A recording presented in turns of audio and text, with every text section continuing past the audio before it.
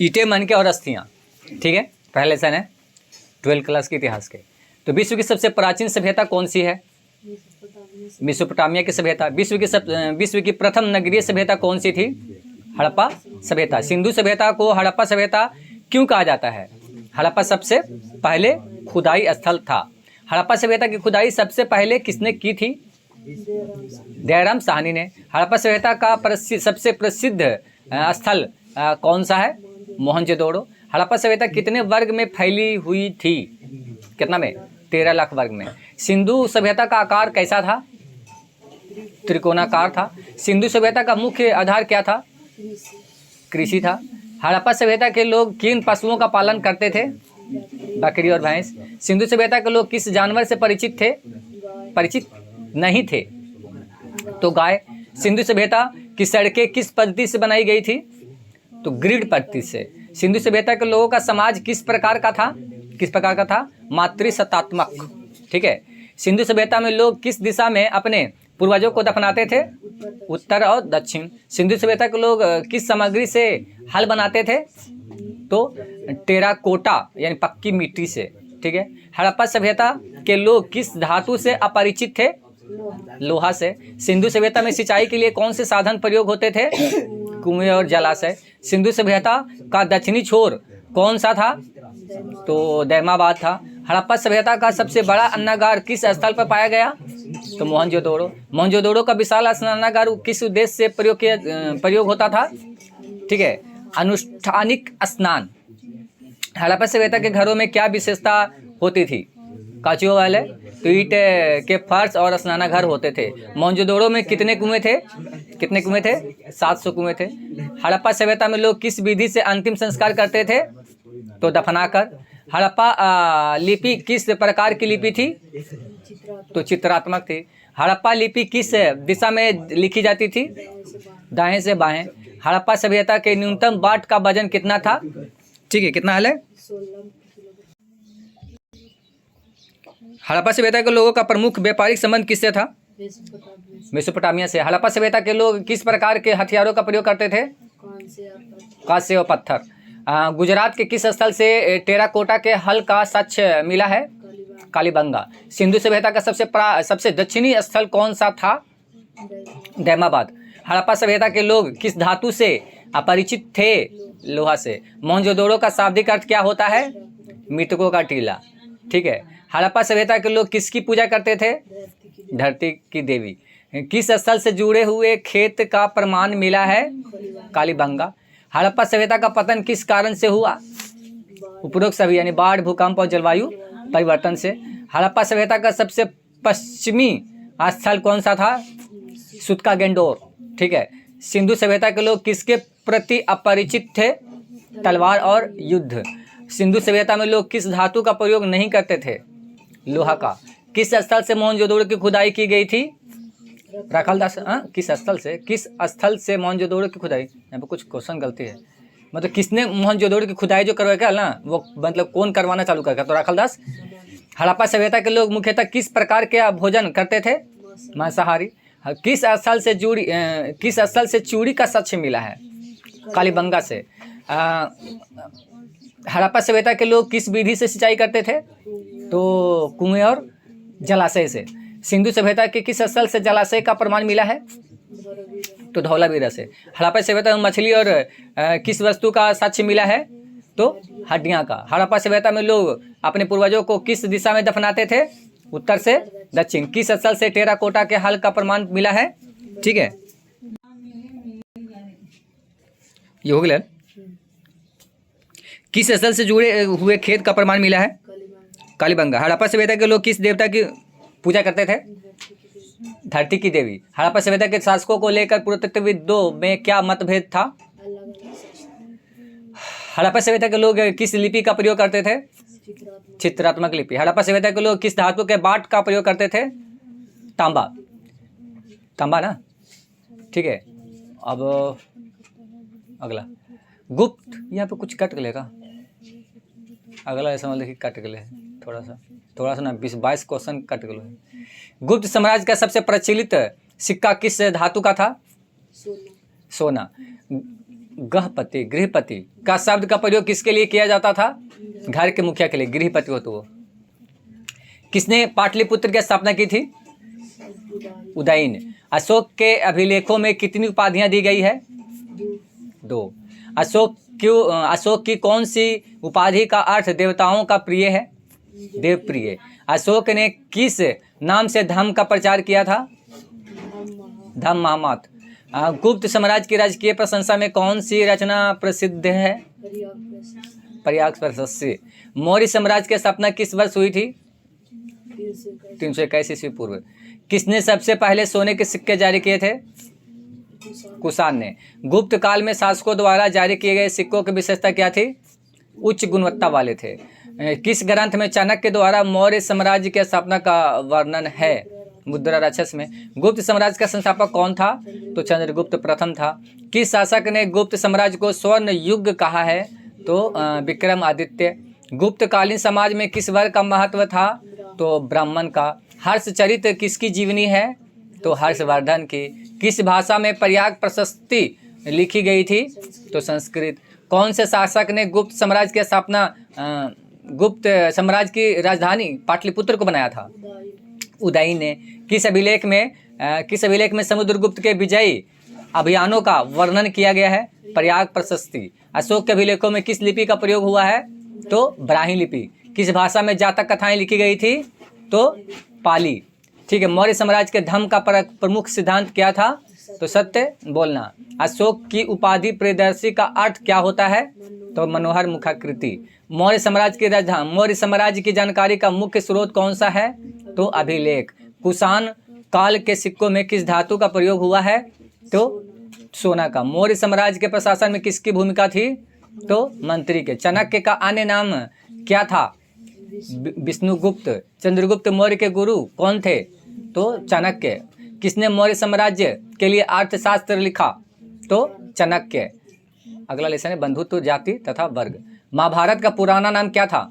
जय संहिता। महाभारत के लेखक कौन है? वेद व्यास। महाभारत में कितने पर्व हैं? 18 पर्व ही है ना? महाभारत का सबसे महत्वपूर्ण पर्व कौन सा है? भीष्म पर्व। ठीक है। महाभारत की रचना कितने वर्षों तक होती रही? कितने वर्षों तक? 1000 वर्षों तक। महाभारत के समालोचनात्मक संस्करण की शुरुआत किसने की? B.S. सुंथाकर। महाभारत का समालोचनात्मक संस्करण कितने पेजों में फैला है? तो कितने पेजों में फैला है? तो 13,000 पेजों में फैला। महाभारत के किस भाग को गीता भी कहा जाता है? तो भीष्म पर्व। ठीक है। पितृवांशिक व्यवस्था में क्या होता है? तो पुरुष को अधिक महत्व दिया जाता है। महाभारत का युद्ध किसके बीच हुआ था? पांडव और कौरव के बीच में। महाभारत के मूल कथा के रचयिता कौन थे? तो भट्ट सारथी। महाभारत की रचना का एक और चरण कब दिखा? तो 200 BC से 200 AD, यानी एक हुआ ना ईसा पूर्व और ईसवी, यही टाइप का। महाभारत का समालोचनात्मक संस्करण तैयार करने में कितने साल लगे थे? तो 47 साल। महाभारत के ग्रंथ का भाषा कौन सी है? तो संस्कृत। महाभारत की भाषा वेदों से कैसी है? तो सरल। महाभारत की विषय वस्तु को किस 2 मुख्य शीर्षकों में बांटा गया? तो आख्यान और उपदेशात्मक। ठीक है। महाभारत में कितने श्लोक शामिल है? कितना है? 1 लाख। 1 लाख है ना? 1 लाख। ठीक है। महाभारत के रचनात्मक भट्ट सारथी कौन थे? तो कवि। महाभारत के रचनाकार भट्ट सारथी को क्या कहा जाता है? सुत। महाभारत में युद्ध किस कारण हुआ? तो भूमि और सत्ता के लिए। परिवार को संस्कृत ग्रंथों में क्या कहा जाता है? तो कुल कहा जाता है। पितृवंशिक व्यवस्था में पिता के बाद किस संपत्ति किसको मतलब मिलती है? पुत्र को। बहुपति प्रथा का क्या अर्थ है? 1 से अधिक पति। ठीक है। बहुपत्नी का प्रथा का क्या अर्थ है? तो 1 से अधिक पत्नियां। विवाह के कितने प्रकार होते हैं? तो कितने होते हैं? तो 8 प्रकार होते हैं। अंतःविवाह पद्धति का क्या मतलब है? यानी एक ही गोत्र में विवाह करना अंतःविवाह कहलाता है। स्त्री विवाह के बाद किस गोत्र को अपनाती है? पति के गोत्र को अपनाती है। चंडालों को वर्ण व्यवस्था में क्या कहा गया है? तो सबसे निचले स्तर पर रखा गया। चंडालों को किस वस्त्र का उपयोग करने की अनुमति थी? तो मरे हुए लोगों के कपड़े को। ठीक है। चंडालों को रात में क्या करने की अनुमति नहीं थी? तो गांव और नगर में चलना। ठीक है। सातवाहन शासकों के पत्नियों ने विवाह के बाद क्या किया? तो पिता के गोत्र को अपनाया। ठीक है, समाज में वर्ण व्यवस्था के अनुसार ब्राह्मणों का कार्य क्या था? तो अध्ययन और यज्ञ कराना। ठीक है, अध्ययन और यज्ञ मतलब अध्ययन करवाना भी। ब्राह्मणों में वर्ण व्यवस्था की उत्पत्ति को किस रूप में माना? माना दैवीय व्यवस्था में। समाज में आर्थिक प्रतिष्ठा किस पर आधारित थी? तो संपत्ति पर। बौद्ध धर्म में वर्ण व्यवस्था की क्या स्थिति है? तो आलोचना की गई है। चाणक्य ने वर्ण व्यवस्था के बारे में क्या कहा था? तो यह समाज की जरूरत है। हिंदू समाज में वर्ण व्यवस्था को किस प्रकार से समझा गया? एक अस्थायी व्यवस्था। महाभारत में वर्ण व्यवस्था को किस दृष्टिकोण से प्रस्तुत किया गया? तो सामाजिक अनुशासन के रूप में। जातिवाद का क्या कारण बताया जाता है? तो वर्ण व्यवस्था। भारत में वर्ण व्यवस्था की आलोचना करने वाले प्रमुख विचारक कौन थे? तो कौन है? महात्मा गांधी और डॉक्टर भीमराव अंबेडकर। महाभारत में धर्म का क्या अर्थ है? तो क्या धर्म का क्या अर्थ है? तो नैतिकता और धर्म। महाभारत में किस पात्र को धर्मराज कहा गया? तो युधिष्ठिर को। महाभारत के किस भाग में गीता का उपदेश दिया गया है? तो भीष्म पर्व में। महाभारत में पांडवों के निर्वासन की अवधि कितनी थी? तो 13 वर्ष। महाभारत की कथा में किस युद्ध को मुख्य युद्ध माना जाता है? तो कुरुक्षेत्र युद्ध। महाभारत में दुर्योधन के माता का नाम क्या था? गंधारी। ठीक है, महाभारत में भगवान कृष्ण ने किस पांडव को सबसे पहले उपदेश दिया? ठीक है, अर्जुन को। महाभारत में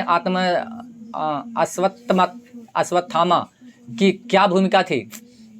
तो कौरवों का सेनापति था। महाभारत में द्रोणाचार्य के पुत्र का नाम क्या था? तो अश्वत्थामा।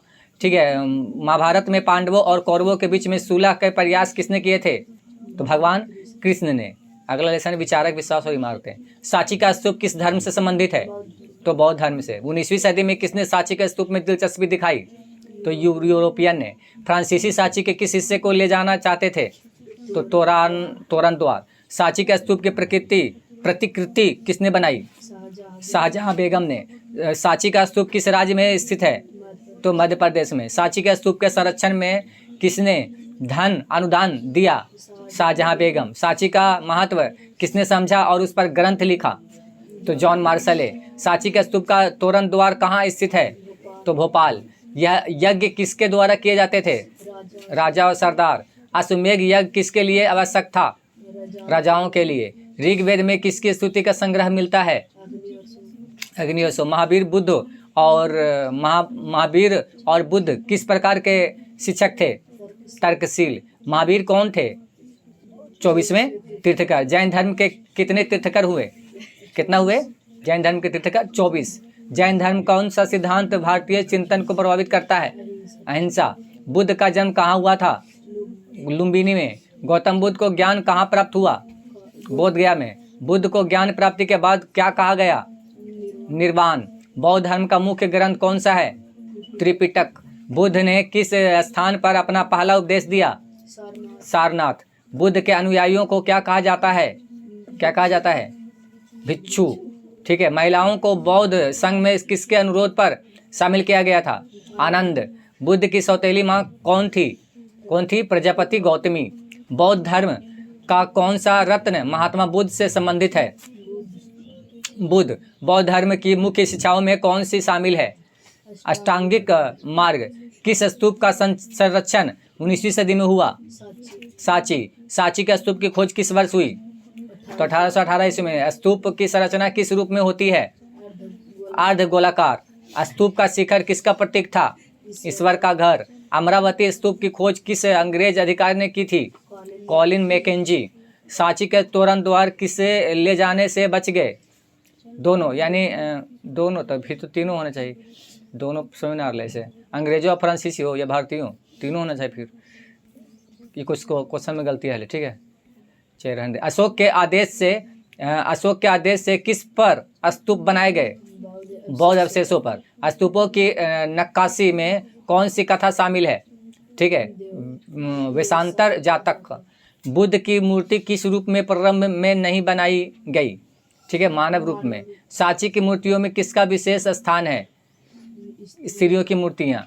सांची की मूर्तियों में सालभंजिका का क्या महत्व है? सौभाग्य का प्रतीक। स्तूप में जानवरों की मूर्तियों का क्या उपयोग होता था? तो मानवीय गुणों का प्रतीक। ठीक है, हाथी किसका प्रतीक माना जाता है? शक्ति और ज्ञान का। बुद्ध की शिक्षा में कौन सी 3 रत्न शामिल है? कौन? बुद्ध, संघ और धम्म। अमरावती स्तूप का पत्थर किस नाम से जाना जाता है? ठीक है, एलियट संगमरमर। महायान बौद्ध किसे मानते हैं? किसे मानते हैं? बुद्ध को, बुद्ध के अवतार को। बौद्ध धर्म की नई शाखा महायान की विशेषता क्या है? मूर्ति पूजा को अपनाना। वैष्णव धर्म के किस देवता के अवतारों की पूजा होती है? विष्णु। शिव को किस रूप में दिखाया गया है? किस रूप में? लिंग के रूप में। ठीक है, शुरू के मंदिरों को क्या कहा जाता था? गर्भगृह। ठीक है, शुरू के मंदिर किस रूप में बनाए गए थे? तो चौकोर कमरे। कैलाशनाथ का मंदिर किस शताब्दी में बना था? तो 8वीं शताब्दी में। ठीक है, अंग्रेजों ने भारतीय मूर्तियों की तुलना किससे की थी? तो प्राचीन यूनान। बौद्ध धर्म के 3 रत्न कौन से हैं? तो बुद्ध, धम्म और संघ। महायान शाखा किस दर्शन में विभाजित हुई? शून्यवाद और ब्रजयान। यात्रियों के नजरिए। लोग यात्रा करने का एक प्रमुख कारण क्या था? लोगों का यात्रा करने का एक प्रमुख कारण क्या था? व्यापार। अल बेरूनी का जन्म किस देश में हुआ था? उज्बेकिस्तान में। अल बेरूनी ने भारत आने पर किस भाषा का ज्ञान प्राप्त किया? तो संस्कृत भाषा का। अल बेरूनी किस शासक के साथ में भारत आया था? तो महमूद गजनवी। अल बेरूनी ने किस पुस्तक की रचना की? किताब उल हिंद। अल बेरूनी की किताब उल हिंद कितने अध्यायों में विभाजित है? 80। अल बेरूनी ने किस विषय पर किताब उल हिंद में विशेष ध्यान दिया? तो खगोल विज्ञान। अल बेरूनी किस शासक के अधीन भारत आया था? महमूद गजनवी। अल बेरूनी किस विषय पर किताब उल हिंद में टिप्पणी की है? तो जाति व्यवस्था। इब्न बतूता किस देश का निवासी था? मोरक्को का। इब्न बतूता ने अपनी यात्रा वृत्तांत किस भाषा में लिखी है? तो अरबी में। इब्न बतूता ने अपने यात्रा वृत्तांत को क्या नाम दिया? तो रिहला। ठीक है, इब्न बतूता किस तुलना के न्यायाधीश बने थे? इब्न बतूता को किस कारण से जेल में डाला गया था? सुल्तान का विश्वास खोना। इब्न बतूता ने किस देश में दूत के रूप में यात्रा की थी? चीन। इब्न बतूता ने किस शहर को भारत का सबसे बड़ा शहर बताया? दिल्ली।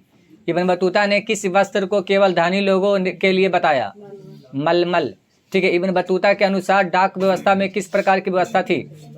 तो अश्व डाक। इब्न बतूता ने भारत के शहरों को कैसे वर्णित किया था? बड़े और अवसरों से भरे। इब्न बतूता ने किस प्रकार की वस्तुओं के बाजार का वर्णन किया? तो सभी प्रकार की वस्तुएं, कपड़े, गहने, अनाज, मसाले, दास और घोड़े। इब्न बतूता ने किस प्रकार की व्यवस्था का वर्णन किया? तो संचार। इब्न बतूता के अनुसार कौन सी डाक प्रणाली थी? अश्व डाक। इब्न बतूता द्वारा वर्णित कौन सी व्यवस्था में हर मील पर ठहराव होता था? पैदल डाक। इब्न बतूता ने दासों के किस काम का उल्लेख किया है? तो घर का काम। इब्न बतूता ने दासियों को किस कार्य के लिए नियुक्त किया है? तो घर की निगरानी। ठीक है, फ्रांसवा बर्नियार किस देश का निवासी था? फ्रांस का। फ्रांसवा बर्नियार किस मुगल सम्राट के दरबार से जुड़ा था? तो शाहजहां। ठीक है, बर्नियार ने किस मुगल सम्राट के पुत्र के चिकित्सक के रूप में सेवा की? दारा सिकोह। बर्नियार ने अपने वृत्तांतों की तुलना किससे की? तो यूरोप से। बर्नियार ने किस पुस्तक की रचना की?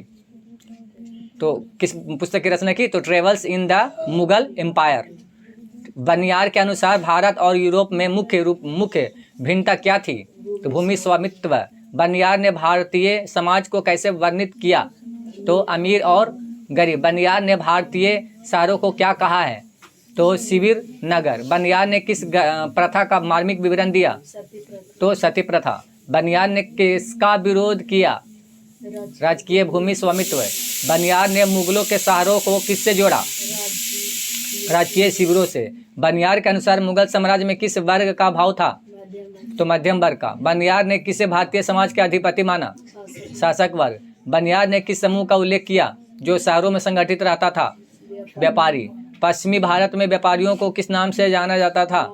महाजन। बर्नियार ने किस प्रथा का वर्णन किया जिसमें विधवाओं को बलि दी जाती थी? ठीक है, सती प्रथा। बर्नियार ने सती प्रथा के दौरान किस उम्र की विधवा का बलिदान देखा? तो 12 वर्ष। इब्न बतूता ने किस शहर को अवसरों से भरा बताया था? दिल्ली। ठीक है, इब्न बतूता ने किस कपड़े को धनी लोगों का बताया? मलमल। इब्न बतूता ने दिल्ली के अलावा किस अन्य शहर को महत्वपूर्ण बताया? तो दौलताबाद। ठीक है। अल बिरूनी ने किस प्रकार से संस्कृत भाषा सीखी? तो ब्राह्मणों और पुरोहितों से। ठीक है। अल बिरूनी ने किस भाषा में किताब उल हिंद लिखी? तो अरबी। इब्न बतूता किस सुल्तान के दरबार में दूत के रूप में कार्यरत था? तो मोहम्मद बिन तुगलक। बनियार ने किस कारण से भारतीय शहरों को शिविर नगर कहा? तो राजकीय शिविर पर निर्भरता। बनियार के मुगलों के शहरों के बारे में क्या विचार था? तो क्या विचार था? यह भिखारियों के शहर थे। ठीक है।